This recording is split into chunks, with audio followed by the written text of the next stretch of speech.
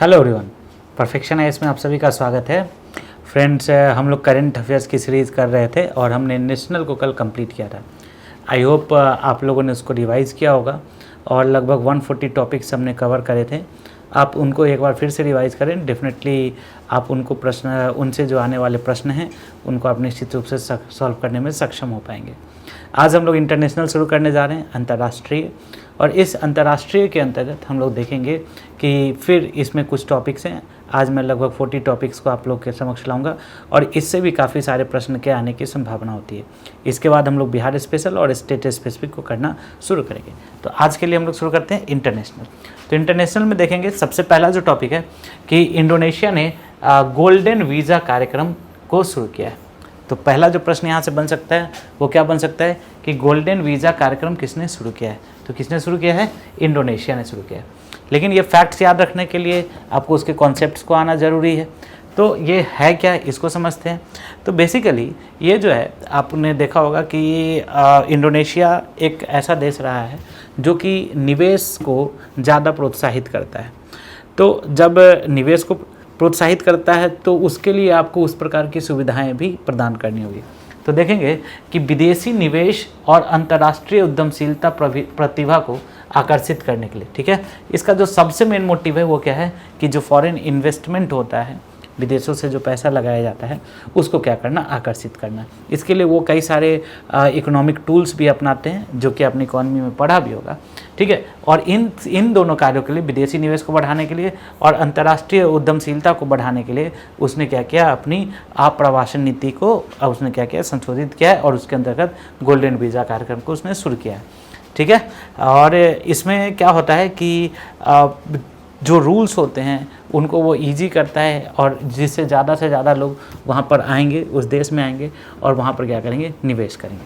Next जो topic है, तो यहाँ से प्रश्न क्या बन रहा है कि गोल्डन वीज़ा कार्यक्रम जो है उस किसने शुरू किया है? तो इंडोनेशिया ने शुरू किया है। क्यों शुरू किया है? क्योंकि क्या किया जा सके, विदेशी निवेश और अंतर्राष्ट्रीय उद्यमशीलता को क्या किया जा सके, आकर्षित किया जा सके।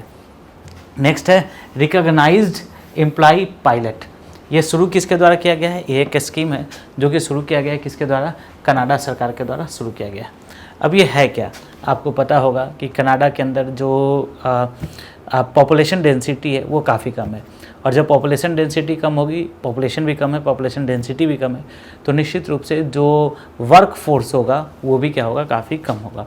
तो वर्क फोर्स को बढ़ाने के लिए और वहाँ पर जो श्रमिकों हैं उनकी संख्या को बढ़ाने के लिए, है ना, विदेशी श्रमिकों को क्या करना पड़ेगा, लाना पड़ेगा। तो विदेशी श्रमिकों की नियुक्ति के लिए ये रिकॉग्नाइज्ड एम्प्लॉय पायलट शुरू किया गया है कनाडा सरकार के द्वारा, ठीक है। अब ये कब विदेशी श्रमिक वहाँ पर आ सकेंगे, क्योंकि वहाँ पर मैंने बताया कि वर्क फोर्स की कमी है, तो विदेशी श्रमिक कब आ सकेंगे? तब आ सकेंगे जब वहाँ पर विदेशी श्रमिकों के आने के लिए जो टूल्स हैं वो टूल्स क्या होंगे, ईजी होंगे, है ना, आना आसान होगा, ठीक है। तो वही बोलता है कि विदेशी नियोक्ताओं के लिए विदेशी श्रमिकों को नियुक्त करने की प्रक्रिया को क्या करना, सुव्यवस्थित करना, आसान करना, ये इसका उद्देश्य है। तो नाम क्या होगा? Recognised employ pilot. किसके द्वारा शुरू किया गया है? याद रखेंगे, कनाडा गवर्नमेंट के द्वारा। नेक्स्ट टॉपिक की ओर आगे बढ़ते हैं। तो श्रीलंका ने विशिष्ट डिजिटल पहचान परियोजना की शुरुआत की है और इस परियोजना को जो फंड है उसको वित्तीय सहायता जो है वो कौन दे रहा है? भारत सरकार दे रहा है। तो 2 पॉइंट्स है, पहले यहाँ पर तो समझेंगे कि ये जो परियोजना है ये क्या है और ये परियोजना को कहाँ पे शुरुआत किया गया है। तो पहला पॉइंट कि विशिष्ट डिजिटल पहचान परियोजना, जैसे इंडिया में है उसी प्रकार से ये विशेष डिजिटल पहचान परियोजना जो है वो कहाँ पे शुरू की गई है? श्रीलंका में शुरू की गई। ये मतलब एक स्पेसिफिक व्यक्ति का, किसी एक विशिष्ट व्यक्ति का एक स्पेसिफिक पहचान हो, जैसे हमारे यहाँ आधार कार्ड संख्या होता है, उसी प्रकार की डिजिटल परियोजना है जिसको हम लोग क्या कहते हैं, श्रीलंका में शुरू की गई, जिसका नाम है विशिष्ट डिजिटल पहचान परियोजना। और इस परियोजना को जो फंड है वो किसके द्वारा दिया जा रहा है? भारत सरकार के द्वारा दिया जा रहा है, ठीक है। तो ये जो है, ये जो परियोजना है इसको कहा जाता है SLUDI, मतलब वही श्रीलंका विशिष्ट डिजिटल परियोजना, ठीक है, विशेष डिजिटल परियोजना। और ये बेसिकली डिजिटलीकरण को बढ़ावा देगा और इसके लिए 450 मिलियन का जो है ना विदेशी निवेश जो है भारत सरकार द्वारा दिया गया है। और यह जो है पूरी परियोजना का लगभग 15% है। तो ये बेसिकली एक बहुत ही इंपॉर्टेंट पॉइंट है कि इस परियोजना के लिए आपसे सिंपल क्वेश्चन पूछा जा सकता है कि विशिष्ट डिजिटल पहचान परियोजना किस देश से संबंधित है, तो ये श्रीलंका से संबंधित है। और इसके लिए फंड लगभग किस सरकार के द्वारा किया जाए, किस देश के द्वारा किया जाए, तो भारत सरकार के द्वारा। और कितना % फंडिंग दिया जा रहा है, तो आप देखेंगे 15%, 450 मिलियन का फंडिंग दिया जा रहा है। नेक्स्ट क्वेश्चन है इथोपिया अम्हारा क्षेत्र। इथोपिया में एक क्षेत्र है जिसको अम्हारा क्षेत्र कहते हैं। तो आप देखेंगे कि इथोपिया और भी कई सारे ऐसे जगह हैं पूरे विश्व में जहाँ पर कि क्या हो रहा है, कई सारा तरह का पॉलिटिकल अनस्टेबिलिटी या फिर हिंसा, इस तरीके की घटनाएं जो है वो काफ़ी घट रही हैं। तो एक पहले ये प्रश्न यहाँ से निकल सकता है कि अम्हारा क्षेत्र किससे संबंधित है, किस देश से संबंधित है, तो देश का क्या नाम है, इथोपिया। और ये क्या है हो रहा है, क्यों यहाँ पर अनस्टेबिलिटी है, क्यों अस्थिरता है, इसके बारे में समझेंगे कि अस्थिरता क्यों है, इसके पीछे का रीज़न समझने का प्रयास करते हैं। तो वहाँ पर एक जनजाति है जिसका नाम है फानो, वो जो है वो राष्ट्रीय सेना का विरोध कर रही हैं, ठीक है, वो राष्ट्रीय सेना का विरोध कर रही हैं। और ये जो है इसके कारण कई सारी क्या हो रहा है कि वहाँ पर कई सारी आर्थिक क्षति हुई है और उसके लिए आपातकाल की स्थिति की जो है घोषणा की गई है। तो याद रखेंगे आप लोग, अम्हारा क्षेत्र जो है वो कहाँ पे है, इथोपिया में है। और किस ट्राइब के, किस जाति के द्वारा ये राष्ट्रीय सेना का विरोध किया जा रहा है, फानो जाति के द्वारा। अब एक बात समझो कि इसके पीछे का रीज़न बहुत सारा चीज़ है, लेकिन अभी हम लोग यहाँ पर उन सारी चीज़ों को डिस्कस नहीं कर रहे हैं कि क्यों ऐसा किया जा रहा है। बस आपको जो प्रीलिम्स के पॉइंट ऑफ व्यू से इंपॉर्टेंट है वो आपको याद रखना है। तो हमारा क्षेत्र आपसे पूछा जा सकता है कहाँ का है, तो इथोपिया का। और क्यों फेमस न्यूज़ है, तो यहाँ पर इस क्षेत्र में कई सारी हिंसाएँ हुई हैं जिस कारण से आपातकाल की स्थिति घोषित कर दी गई। नेक्स्ट है अरास डोडा क्षेत्र, VBI, ये काफ़ी इंपॉर्टेंट है, काफ़ी न्यूज़ में रहता है। तो पहले तो ये बात समझेंगे कि ये है क्षेत्र कहाँ पे और क्या क्यों ये न्यूज़ में रहता है। तो ये भी पहला पॉइंट कि ये भी जो है वो कैसा क्षेत्र है, विवादित क्षेत्र है। कैसा क्षेत्र है, विवादित क्षेत्र है। तो ये कैसा विवादित क्षेत्र है, इस कॉन्सेप्ट को समझते हैं। और किस किस देश के बीच का विवादित क्षेत्र है, तो सऊदी अरब का, कुवैत का, ठीक है, और यहाँ पर ईरान का। इन 3 देशों के बीच का ये विवादित क्षेत्र है। तो अरास डोडा क्षेत्र किसके किसके बीच का विवादित क्षेत्र है, तो याद करेंगे सऊदी का है, सऊदी अरब का है, दूसरा कुवैत का है और तीसरा ईरान का है। इन 3 देशों का ये क्या है, विवादित क्षेत्र है। अब एक बार समझेंगे कि क्यों विवाद है, इसको समझते हैं। तो ये तो ये एक तटीय क्षेत्र है ना, अब तटीय क्षेत्र है और जहाँ पर जो गैस है, प्राकृतिक गैस, इस प्राकृतिक गैस के अत्यधिक पाए जाने की संभावना है। प्राकृतिक गैस के अत्यधिक पाए जाने की संभावना है। और इसके कारण यहाँ पे क्या होता है कि इस क्षेत्र को पहले तो समझेंगे कि ईरान में अरास नाम से जाना जाता है और कुवैत और सऊदी अरब में इसे डोडा नाम से जाना जाता है। और ये तीनों देश जो हैं वो क्या कहते हैं कि यह जो क्षेत्र है वो मेरा है। और इसके पीछे का कारण क्या है कि यहाँ पर मैंने आपको बताया कि प्राकृतिक गैस का भंडार यहाँ पर मिला है, इसलिए तीनों देशों का मानना है कि यह जो क्षेत्र है, इसलिए तीनों देश उस क्षेत्र पर अपना दावा ठोकते हैं। तो आपसे क्वेश्चन क्या पूछ सकता है कि अरास डोडा क्षेत्र क्या है, तो एक विवादित क्षेत्र है जो कि किस किस देशों के बीच का विवाद है, तो सऊदी अरब, कुवैत और ईरान। क्यों है, क्योंकि यहाँ पर प्राकृतिक संसाधन बहुत ज़्यादा हैं और इनके बीच की सीमा जो है वो निर्धारित नहीं है। तो तीनों देशों का दावा है कि यह जो क्षेत्र है वो मेरा है। नेक्स्ट टॉपिक की ओर आगे बढ़ते हैं। तो डेविड्स स्लिंग जो है यह एक एंटी मिसाइल रक्षा प्रणाली है, ठीक है, ये इजराइल की है। डेविड्स स्लिंग ये इजराइल की है एंटी मिसाइल रक्षा प्रणाली और इसने अभी फिनलैंड को देने को मंजूरी दी है। बहुत ज़्यादा इंपॉर्टेंट नहीं है, लेकिन हाँ एक बार देख लीजिएगा। नेक्स्ट है ओशियन शील्ड 2023, ठीक है। तो ये जो है एक युद्धाभ्यास है और बाल्टिक सागर में जो है नाटो, यूरोपीय राष्ट्र, विशेषकर नाटो और यूक्रेन के संदर्भ में इस अभ्यास को चलाया जा रहा है, ठीक है। और उस क्षेत्र में, बाल्टिक सागर के क्षेत्र में जो है यहाँ पर लाइव फायर नौसैनिक अभ्यास शुरू किया गया है। ऑलरेडी यहाँ पर पहले से तनाव है, ठीक है, और स्थिति और ख़राब होते जा रही है। नेक्स्ट है सिल्क रोड स्टार, ये इंपॉर्टेंट है, ये याद रखेंगे सभी लोग। सिल्क रोड स्टार, तो आपने अभी सुना होगा बेल्ट रोड इनिशिएटिव के बारे में, BRI के बारे में। तो ये इसकी 10वीं वर्षगांठ है, चूँकि 10th ईयर पूरा हो रहा है तो पूछा जा सकता है।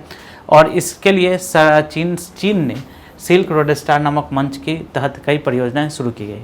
ठीक है, और इसमें क्या है कि ये जो है चाइना क्या चाहता है कि एशिया की कनेक्टिविटी कहाँ से हो, यूरोप से हो और अफ्रीका से हो।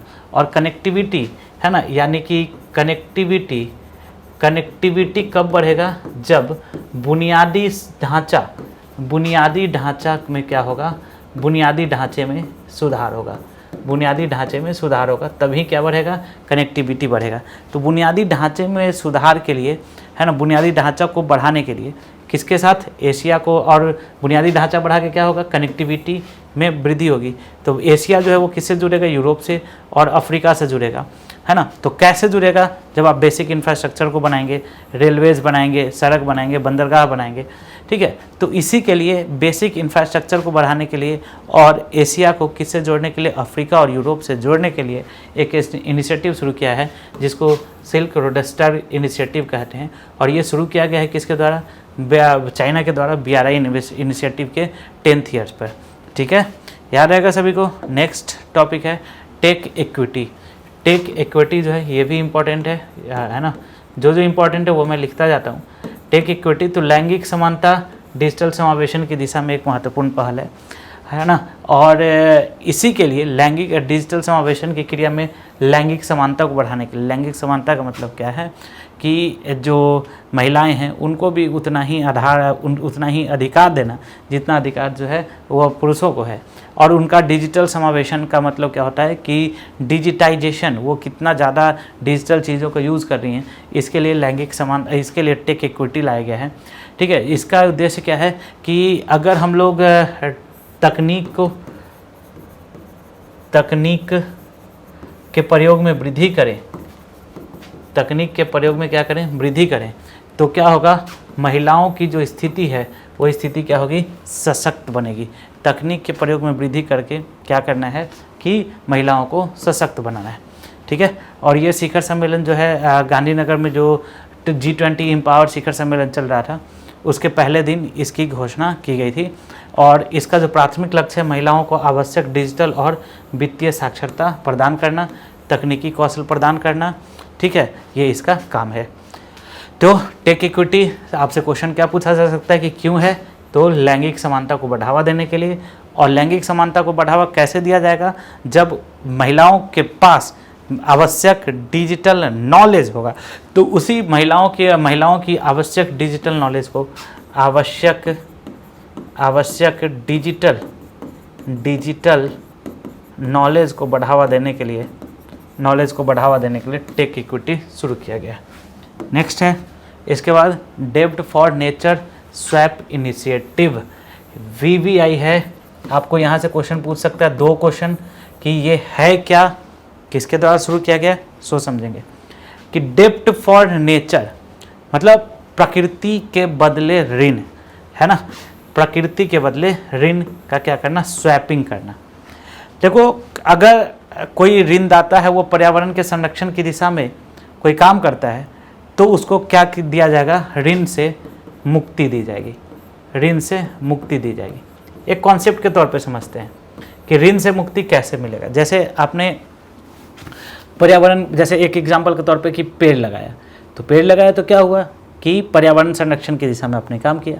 तो जब आपने काम किया तो क्या होगा कि उसका कोई एक वैल्यू निकाला जाएगा, इकोनॉमिकल वैल्यू, और उतना वैल्यू का आपके ऊपर जो ऋण है ना, विदेशी ऋण है, उस ऋण को क्या किया जाएगा, कम किया जाएगा। तो वही बोलता है डेब्ट फॉर नेचर स्वैप। तो ये एक पर्यावरण संरक्षण की दिशा में है और ये शुरू किया गया है गैबोन, एक अफ्रीकी देश है, मध्य अफ्रीकी देश है गैबोन। ठीक है, उसके द्वारा ये शुरू किया गया है। और जब ये होगा कि हम लोग क्या बोलते हैं, प्रकृति के बदले ऋण को स्वैप करेंगे, जब हम लोग ऋण के बदले हम कोई पेड़ वगैरह लगाएंगे तो उससे क्या होगा, डिकार्बोनाइजेशन होगा, जलवायु परिवर्तन में जो है वो कमी होगी। ठीक है, तो ये मतलब बेसिकली क्या है कि ये बताना कि इन चीज़ों का जो कि प्रकृति का संरक्षण करता है, इनका भी मॉनिटरी वैल्यू है ना। और उसको उससे क्या करना है, कन्वर्ट करना है, स्वैप करना है, जिसको हम लोग बोलते हैं डेब्ट फॉर नेचर स्वैप इनिशिएटिव। ठीक है, तो यहाँ जो प्रश्न बन सकता है वो ये है कि किसके द्वारा शुरू किया गया है, तो गैबोन के द्वारा शुरू किया गया है। नेक्स्ट है एडवांस एरोनॉटिकल टेक्नोलॉजी। ठीक है। तो ये एडवांस एरोनॉटिकल टेक्नोलॉजी भारत और फ्रांस के बीच में है। और दोनों देशों के, आपको पता होगा कि भारतीय प्रधानमंत्री पेरिस यात्रा पे थे, तो दोनों देशों के बीच रक्षा क्षमताओं को बढ़ावा देने के लिए एडवांस एरोनॉटिकल टेक्नोलॉजी का शुरुआत किया गया है, ठीक है। और इससे क्या होगा कि लड़ाकू विमान का इंजन, भारतीय मल्टी रोलर हेलीकॉप्टर के इंजन, इन सभी को क्या किया जाएगा, बनाया जाएगा, ठीक है। नेक्स्ट है नोमैडिक एलिफेंट। तो ये आपको पता होगा कि युद्धाभ्यास है भारतीय सेना का, ठीक है, और मंगोलिया में होता है। और उसके साथ जो है अभी भारतीय 43 सेना जो है वो वहाँ गए थे। नेक्स्ट है grand cross of the legion of honour. ये बहुत इंपॉर्टेंट है कि किसे दिया गया है, या नाम याद रखना है, नाम याद रखना है, grand cross of the legion of honour. ये फ्रांस का सर्वोच्च नागरिक और सैन्य सम्मान है। फ्रांस का सर्वोच्च नागरिक और सैन्य सम्मान है, और ये जिसका नाम क्या है, grand cross of the legion of honour. और ये पहले भारतीय व्यक्ति को मिला है जो कि भारत के प्रधानमंत्री हैं, श्री नरेंद्र मोदी, उनको दिया गया है। तो grand cross of the legion, grand cross of the legion of honour, ये प्राइज़ जो है ये किसका सम्मान है, सम्मान कौन से देश का है, फ्रांस का। और कैसा सम्मान है, तो ये नागरिक सम्मान है, सर्वोच्च नागरिक सम्मान है और सर्वोच्च सैन्य सम्मान है। ये जो है ये प्रथम भारतीय श्री नरेंद्र मोदी जी को दिया गया है। नेक्स्ट है कि फ्रांस में मास्टर्स की पढ़ाई करने वाले छात्रों को 5 वर्ष का वीज़ा दिया जाएगा, ठीक है। 5 वर्ष का वीज़ा का बात किया गया है। मास्टर्स डिग्री करने वाले भारतीय छात्रों के लिए विस्तारित पोस्ट स्टडी वर्क वीज़ा जो है दिया गया है, 5 साल का वीज़ा, ठीक है। अब छात्र जो है जब पढ़ाई करने के बाद नौकरी वोकरी को खोजेंगे, पहले क्या होता था कि पढ़कर और फिर वापस आना होता था, तो उनको वहाँ पर उसका एक्सपीरियंस नहीं मिल पाता था, वर्क का एक्सपीरियंस नहीं मिल पाता था। तो अब क्या है कि 5 साल कर देने से छात्रों को नौकरी के अवसर तलाशने में, और अब मान लीजिए रिसर्च वगैरह करना है, ठीक है, रिसर्च करना है, तो रिसर्च वगैरह के क्षेत्र में भी उनको पर्याप्त क्या होगा, समय मिलेगा, ठीक है। और ये सारी जो चीज़ें देख रहे हैं वो भारत के प्रधानमंत्री जब वहाँ गए थे उस समय ये हुआ है। नेक्स्ट है ओपी सदर्न रेडीनेस। तो ये जो है ये बहुराष्ट्रीय समुद्र सुरक्षा अभ्यास है, ठीक है। और INS सुनैना गया था भारत की तरफ से, और सेशेल्स में ये हुआ है। और ये समुद्र जो हमारी नौसेना है उसका ये अभ्यास है। तो ये बहुत ज़्यादा, आपको बस नाम याद रखना है। नेक्स्ट है बहुआयामी गरीबी सूचकांक। ये भी इम्पोर्टेंट है, बहुआयामी गरीबी सूचकांक। तो आप देखेंगे कि पहले तो ये सूचकांक जो है मल्टी डायमेंशनल पॉवर्टी इंडेक्स, ये निकाला जाता है संयुक्त राष्ट्र विकास कार्यक्रम UNDP और ऑक्सफोर्ड गरीबी और मानव विकास पहल OPHI के द्वारा जो है शुरू किया जाता है, जारी किया गया है। किसके द्वारा, बहुआयामी मल्टी डायमेंशनल पॉवर्टी इंडेक्स किसके द्वारा शुरू किया गया है, तो UNDP, याद कर लेंगे सभी लोग, UNDP एंड OPHI, ठीक है, Oxford poverty and human development initiative, इन दोनों के द्वारा इसको शुरू किया गया है, मल्टी डायमेंशनल पॉवर्टी इंडेक्स। और ये जो है भारत के लिए एक बहुत बड़ी बात है कि भारत में लगभग 415 मिलियन लोग जो है गरीबी के चुंगल से क्या निकले हैं, बाहर निकले हैं, है ना। और कंटिन्यूसली जो भारत के अंदर है गरीबी, वो गरीबी कंटिन्यूसली क्या हो रही है, कम होते जा रही है, जो कि एक बहुत बड़ा फैक्टर है, ठीक है। और यह जो है शिक्षा, स्वास्थ्य, जीवन स्तर और बुनियादी आवश्यकताओं तो पहुंच बढ़ाने में ये क्या करते हैं, विश्वास रखते हैं, जिसको हम लोग क्या कहते हैं, बहुआयामी गरीबी सूचकांक। नेक्स्ट है सेल्वैक्स 2023। तो भारतीय नौसेना है ना, भारतीय नौसेना और अमेरिकी नौसेना का ये अभ्यास है जिसको आपको याद रखना चाहिए। नेक्स्ट है फ्रांस की बास्तिल दिवस परेड में भारत का त्रिसेवा दल, ठीक है। तो 14 जुलाई को, पहले तो आपसे ये क्वेश्चन पूछ सकता है कि बास्तिल दिवस परेड कहाँ मनाया जाता है, तो फ्रांस में मनाया जाता है। क्यों मनाया जाता है, तो आप समझेंगे कि 1789 में बास्तिल जो वहाँ पर प्रतीक चिन्ह था उसको क्या किया गया, बास्तिल विध्वंस किया गया, उसकी सालगिरह का प्रतीक है, ठीक है। और यहाँ पर भी परेड में भारतीय प्रधानमंत्री को क्या किया गया था, प्रधानमंत्री श्री नरेंद्र मोदी को अतिथि के रूप में आमंत्रित किया गया था, ठीक है। नेक्स्ट है सेकेंड थॉमस सोल। तो ये जो है कहाँ पे, पहले तो ये क्वेश्चन पूछा जा सकता है कि सेकेंड थॉमस सोल है कहाँ पे, तो ये है कहाँ पे, दक्षिण चीन सागर में। और ये जो है काफ़ी विवादास्पद क्षेत्र है, रिसेंट में काफ़ी न्यूज़ में रहा है, तो यहाँ से क्वेश्चन पूछे जा सकते हैं, ठीक है। तो फिलीपींस और चाइना के बीच में यहाँ पर क्या हुआ, थोड़ा सा एक दूसरे के ऊपर आरोप लगाया गया कि फिलीपींस तटरक्षक दल का कहना था कि चाइना तटरक्षक दल ने उत्पीड़न और खतरनाक युद्धाभ्यास किया है।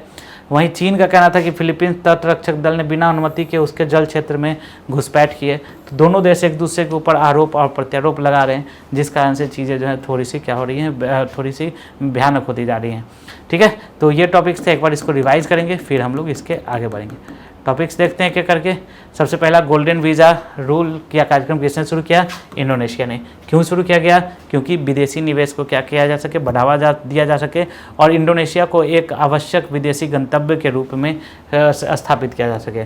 नेक्स्ट है रिकॉग्नाइज एम्प्लॉय पायलट। तो कनाडा में पॉपुलेशन डेंसिटी कम है, पॉपुलेशन कम है, तो वर्कफोर्स की भी क्या है, कमी है। उसके लिए भारत सरकार, कनाडा सरकार द्वारा को शुरू किया गया है और इसमें क्या है कि श्रमिकों को नियुक्त करने की प्रक्रिया को क्या करना है, रेगुलराइज करना है। नेक्स्ट है विशेष डिजिटल पहचान परियोजना। तो ये शुरू किया गया है किसके द्वारा? श्रीलंका के द्वारा शुरू किया गया है। और इसमें जो फंड दिया जा रहा है वो किसके द्वारा? भारत के द्वारा दिया जा रहा है ना, लगभग 15%। नेक्स्ट है अम्हारा क्षेत्र। तो यह अम्हारा क्षेत्र जो है कहाँ पे? इथोपिया में।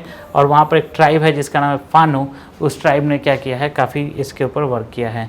नेक्स्ट है अरास डोडा क्षेत्र। तो ये 3 देशों के बीच का है ये विवादित क्षेत्र, सऊदी अरब, कुवैत और ईरान। ठीक है, और ये क्यों फेमस रहता है? क्योंकि यहाँ पर बहुत ज़्यादा पेट्रोल, प्राकृतिक गैसों के पाए जाने की संभावना है। डेविड सीलिंग जो है यह एंटी मिसाइल रक्षा प्रणाली है जो इजराइल जो है वो फिनलैंड को दिया जा रहा है। नेक्स्ट है ओशियन शील्ड। तो ये नाटो कंट्रीज़ वगैरह के द्वारा जो है इस अभ्यास को अपनाया जा रहा है। नेक्स्ट है सिल्क रोड स्टार। तो बेल्ट रोड इनिशिएटिव की 10वीं वर्षगांठ के रूप में एशिया की जो कनेक्टिविटी है उस कनेक्टिविटी को अफ्रीका और यूरोप तक बढ़ाने के लिए, बहुत तेज़ी से बढ़ाने के लिए इस इनिशिएटिव की शुरुआत की गई है। टेक इक्विटी क्या कहता है कि महिलाओं की जो भागीदारी है उस भागीदारी में क्या आनी चाहिए, समान भागीदारी में सिमिलरिटी आनी चाहिए, समानता आनी चाहिए। उसके लिए अब उनको क्या करना पड़ेगा, अपने अधिकारों को जानने के लिए क्या करना पड़ेगा, उन्हें डिजिटल नॉलेज गेन वगैरह करना होगा। तो मुख्य रूप से देखें तो लैंगिक समानता को प्राप्त करना और डिजिटल समावेशन की दिशा में एक महत्वपूर्ण कदम उठाना जो है टेक इक्विटी कहलाता है। नेक्स्ट डेप्ट फॉर नेचर स्वैप इनिशिएटिव। तो ये शुरू किया गया किसके द्वारा? गैबोन के द्वारा। और इसमें क्या है कि प्रकृति के बदले जब आप प्रकृति का संरक्षण करेंगे तो उसके बदले आपको ऋण दिया जाएगा। Advance aeronauticals technology. तो ये भी भारत और फ्रांस के बीच में है और दोनों देश की जो सुरक्षा क्षमता है उसको क्या करना है, बढ़ाना है। Next nomadic elephant 2023। तो ये भारतीय सेना के द्वारा शुरू किया गया है और भारतीय सेना जो है मंगोलिया के साथ कर रहा है। नेक्स्ट है grand cross of the legion of honour society. तो ये फ्रांस का सर्वोच्च नागरिक और सैन्य सम्मान है। ठीक है, और इसे जो है भारतीय प्रधानमंत्री को दिया गया जो कि फर्स्ट भारतीय हैं प्राप्त करने वाले। नेक्स्ट है फ्रांस में मास्टर्स की पढ़ाई करने वाले छात्रों को 5 वर्ष का वीज़ा दिया जाएगा, अभी मैंने डिस्कस भी करा था। नेक्स्ट है ओपी सदर्न रेडीनेस। ठीक है, तो यह जो है यह भी समुद्री सुरक्षा अभ्यास है जिसके लिए भारत का जो INS सुनैना है वो कहाँ गया था, वो सेशेल्स गया था। नेक्स्ट है बहुआयामी गरीबी सूचकांक। तो बहुआयामी गरीबी सूचकांक क्या है कि गरीबों की जो संख्या है उस संख्या में क्या हुई है, उल्लेखनीय रूप से कमी हुई है। तो ये आप देखेंगे कि लगभग 415 मिलियन लोग जो है वो गरीबी के चंगुल से क्या निकले हैं, चंगुल से बाहर निकले हैं। नेक्स्ट देखेंगे कि सेल्वेक्स 2023। तो भारतीय नौसेना और अमेरिकी नौसेना द्वारा इसकी क्या की गई है, शुरुआत की गई है। नेक्स्ट है बास्तिल दिवस परेड में जो है वो ये फ्रांस का परेड होता है और इसमें भारत का जो सेवा दल है, त्रिसेवा दल, यानी कि आपको जल सेना, वायु सेना और थल सेना सभी ने इसमें क्या किया है, भाग लिया है। नेक्स्ट है सेकेंड थॉमस सॉल। तो सेकेंड थॉमस सॉल जो है ये एक विवादास्पद क्षेत्र है जो कि आप देखेंगे कि दक्षिण चीन सागर में है। ठीक है, और इस पर चाइना का सबके साथ विवाद चलता रहता है। ठीक है ना, तो चाइना और चाइना और फिलीपींस जो है उसके मध्य का विवाद चल रहा है। ठीक है, याद रहेगा सभी को। इसके आगे बढ़ते हैं और नेक्स्ट जो टॉपिक है वो सागर निधि। ठीक है, सागर निधि पर संयुक्त महासागर अभियान, ये क्या है इसको समझते हैं। तो देखोगे हिंद महासागर का जो क्षेत्र है वो काफ़ी इम्पोर्टेंट क्षेत्र है। आप देखेंगे तो आर्थिक रूप से भी काफ़ी महत्वपूर्ण क्षेत्र है ना, वाणिज्य व्यापार के लिए काफ़ी महत्वपूर्ण है ना। तो एक हिंद महासागर के क्षेत्र में राष्ट्रों के बीच एक सहयोगात्मक पहल है जिसे कोलंबो सिक्योरिटी कॉन्क्लेव के नाम से जाना जाता है। तो आपसे ये क्वेश्चन पूछा जा सकता है कि कोलंबो सिक्योरिटी कॉन्क्लेव क्या है। तो राष्ट्रों के बीच एक सहयोगात्मक पहल है, ठीक है। और इस पहल के अंतर्गत महासागर में रिसर्च के लिए, महासागर के क्षेत्र में कहाँ कहाँ क्या क्या चीज़ें हैं, उसमें रिसर्च के लिए एक अभियान शुरू किया है, जिसको हम लोग क्या कहते हैं, सागर निधि अभियान कहते हैं। तो बेसिकली अगर आपसे डायरेक्टली पूछा जाए कि सागर निधि अभियान क्या है, तो यह हिंद महासागर के क्षेत्र में रिसर्च के लिए इस अभियान की शुरुआत की गई है। और इसमें हाल में ही बांग्लादेश और मॉरिशस के वैज्ञानिकों को भी इसमें जोड़ा गया है, ठीक है। तो ये एक अनुसंधान पोत है, जिस अनुसंधान पोत पर ठीक है, अनुसंधान पोत है जिसका क्या नाम है, सागर निधि। इस पर सवार होकर ये वैज्ञानिक जो हैं वह समुद्र के विस्तार में, समुद्र में अनुसंधान और अन्वेषण करने के लिए जाएंगे। नेक्स्ट है INS कृपान। तो आपसे नेक्स्ट क्वेश्चन पूछा जा सकता है कि हाल ही में किस देश को भारत ने INS कृपान सौंपा है। तो वियतनाम को सौंपा है, और ये फर्स्ट टाइम हुआ है। ये इन सर्विस मिसाइल कॉर्वेट है INS कृपान, इसको भारत ने उपहार में दिया है, ठीक है। और ये फर्स्ट टाइम है जब भारत ने एक मित्रवत विदेशी देश को पूरी तरीके से परिचालन कॉर्वेट जो है वो दे दिया है, ठीक है। तो आपसे क्वेश्चन यहीं पर बन सकता है कि INS कृपान किसे दिया गया भारत सरकार द्वारा, तो वियतनाम को, याद रखेंगे सभी लोग। नेक्स्ट है नेशनल डिफेंस मोबिलाइजेशन ऑफिस की स्थापना। तो नेशनल डिफेंस मोबिलाइजेशन ऑफिसेज की स्थापना जो है वो किसके द्वारा किया गया, चीन के द्वारा किया गया है। और ये बेसिकली क्या है कि चीन हमेशा युद्ध वगैरह में संलिप्त रहता है, तो चाइना जो है युद्ध की अकस्मात स्थिति में खुद को तैयार रखने के लिए, तनाव की स्थिति में खुद को तैयार रखने के लिए इस ऑफिस की स्थापना कर रहा है, जिसके अंदर क्या होगा कि जो मिसाइल्स वगैरह, आर्थिक गतिशीलता, सारा कुछ इसमें रहेगा। नेक्स्ट है वर्ल्ड ड्रग रिपोर्ट 2023। तो ये इंपॉर्टेंट है, जारी किया जाता है संयुक्त राष्ट्र के द्वारा, ठीक है। और बोला गया है इस रिपोर्ट का जो क्रक्स है वो ये है कि नशीली दवाओं के उपयोग में क्या हुई है कि वृद्धि हुई है, और इससे कई सारी चुनौतियां उत्पन्न होती है, ठीक है। और लास्ट ईयर से नशीली दवाओं के उपयोग में 18% की वृद्धि हुई है, ठीक है। इसको कम करने की आवश्यकता है। तो याद रखेंगे इसमें क्या क्या फैक्ट याद रखना है कि वर्ल्ड ड्रग रिपोर्ट जो है जारी किसके द्वारा किया जाता है, तो संयुक्त राष्ट्र के द्वारा जारी किया जाता है। और नेक्स्ट है नवीकरणीय H1B वीज़ा, काफ़ी न्यूज़ में रहा है पहले भी। तो रिसेंटली अमेरिका ने नवीकरणीय H1B वीज़ा इसको शुरुआत किया गया है। और ये जो वीज़ा है वो क्या है कि अमेरिका में काम करने वाले भारतीय पेशेवरों को नवीकरणीय प्रक्रिया से क्या करना है, सुव्यवस्थित करना है। तो ये आप समझेंगे कि H1B वीज़ा जो है एक अत्यधिक मांग वाली वीज़ा है, ठीक है, जो कि अमेरिकी कंपनियों में जो सैद्धांतिक और तकनीकी विशेषज्ञता की आवश्यकता वाले व्यवसायों में विदेशी श्रमिकों को नियुक्त करने की अनुमति प्रदान करता है। तो ये नवीकरणीय रूप से भी इसको दिया गया है, जो कि अमेरिकी सरकार ने शुरू किया है, लॉन्च किया है। नेक्स्ट है आसियान दक्षिण चीन सागर में पहली बार संयुक्त सैन्य अभ्यास आयोजित किया गया है, ठीक है। तो ये कहाँ पे शुरू किया गया है, सो याद रखेंगे उत्तरी नातूना सागर में इसे शुरू किया गया है, ठीक है। और ये जो है आसियान जो ग्रुप है, आप लोगों ने पढ़ा होगा, उस ग्रुप को क्या करना है, सुदृढ़ करना इसका उद्देश्य है, ठीक है। नेक्स्ट है किरियाकोस मित्सोत्साकी, ठीक है। तो ये जो है आपको देखेंगे तो ग्रीस का जो राष्ट्रीय चुनाव हुआ है उसमें इनको क्या मिला है, किरियाकोस मित्सोताकी को क्या हुआ है, ये जीते हैं। नेक्स्ट ये इंपॉर्टेंट है कि ऑर्डर ऑफ नाइल, ठीक है। ऑर्डर ऑफ नाइल जो है ये क्या है, PM मोदी की मिस्र के सर्वोच्च सम्मान से सम्मानित किया गया है, जिसका क्या नाम है, ऑर्डर ऑफ नाइल। ये काफ़ी इंपॉर्टेंट है, ठीक है। नेक्स्ट है खनिज सुरक्षा साझेदारी, तो जिसको हम लोग क्या बोलते हैं, मिनरल सिक्योरिटी पार्टनरशिप कहते हैं। तो ये एक वैश्विक पहल है और इसकी घोषणा जो है जून 2022 में की गई है। तो ये इसका जो लक्ष्य है वो क्या है कि वैश्विक जो खनिज बाज़ार है इसमें चीन के प्रभुत्व को क्या करना है, कम करना है, ठीक है, वैश्विक खनिज बाज़ार में, ठीक है। और जो कम करते हुए भाग लेने वाले देशों की अर्थव्यवस्थाओं के लिए महत्वपूर्ण खनिजों की स्थिर आपूर्ति को क्या करना है, सुनिश्चित करना है। मतलब कि जो इस साझेदारी में जो भी देश शामिल हैं उनको जो इम्पोर्टेंट खनिज है उसकी निर्बाध आपूर्ति होती रहे, यह सुनिश्चित करना है, ठीक है। हालांकि अगर आप देखेंगे तो भारत इसका हिस्सा नहीं है, लेकिन इसमें जो महत्वपूर्ण 17 खनिज हैं उसके ऊपर फोकस किया जाता है, नेक्स्ट है ड्रैगन वॉट फेस्टिवल पर गूगल ने डूडल बनाया, तो ये ड्रैगन तो निश्चित रूप से चाइना से संबंधित होगा, ये आपको पता होगा। ठीक है, ये भी उतना इम्पोर्टेंट नहीं है। नेक्स्ट है समलैंगिक विवाह को वैध घोषित करने वाला देश आपसे पूछा जा सकता है कि देश कौन सा है, तो देश का नाम है एस्टोनिया। ठीक है, और इसने समलैंगिक विवाह को क्या किया है, वैध घोषित किया है।